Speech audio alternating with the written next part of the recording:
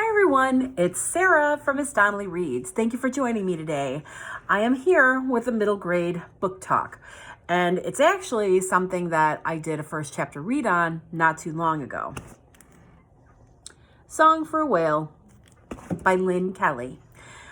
I will be honest, I have had a very hard time concentrating these last few weeks, and this book has taken me almost 3 weeks to finish, which never happens. I get through books much quicker than that. So I am going to chalk it up to Corona brain.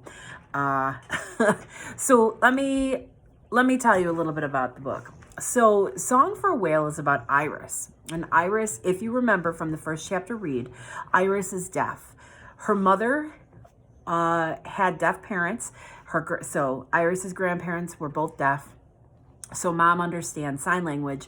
The brother is not deaf, he is hearing, and he knows sign language, and dad knows a little bit. So it's really hard for Iris to communicate with her dad. She feels super connected to her grandparents, and then her grandpa dies. And her grandma sort of falls into a funk.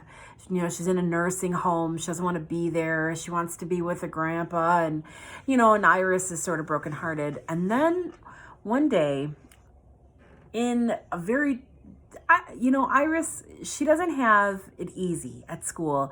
Nobody speaks in sign language to her except for Mr. Charles, who is her interpreter.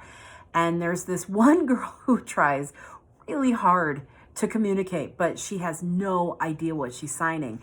And Iris is tired of always telling her, like, I don't understand you, because the girl gets closer and closer and like more intense. And Iris has this anger thing, and she pushes this girl, and she argues a lot. She fights, because imagine how difficult that would be to spend most of your waking day in a place where you can't hear a thing.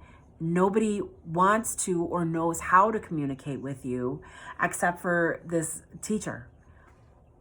It's got to be rough, And Iris has a deaf best friend whose name is Wendell, and Wendell is going to a deaf school.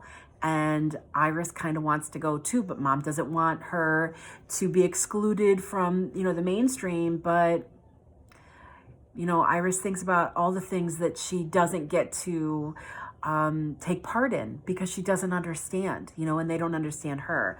But the one thing she does understand is electronics. She knows how to fix and repair almost anything you give her. So she spends a ton of time at a junk shop, Moe's Emporium, and that's how she makes extra spending money, is that she, rebuilds speakers, radios, televisions, things like that. And one day in class, her teacher shows them like a Nat Geo sort of doc on this whale. Now it's a fictional whale. It's based on a real whale, but it's a fictional, and they call it Blue 55. And Blue 55 has a whale song that is nowhere near the frequency of the other whales. And so nobody can hear this whale. And he is lonely, and he travels through this ocean all by himself. So Iris is like, I know what I'm going to do. She figures out how to create this song for Blue 55, and she becomes obsessed with getting this song to the whale.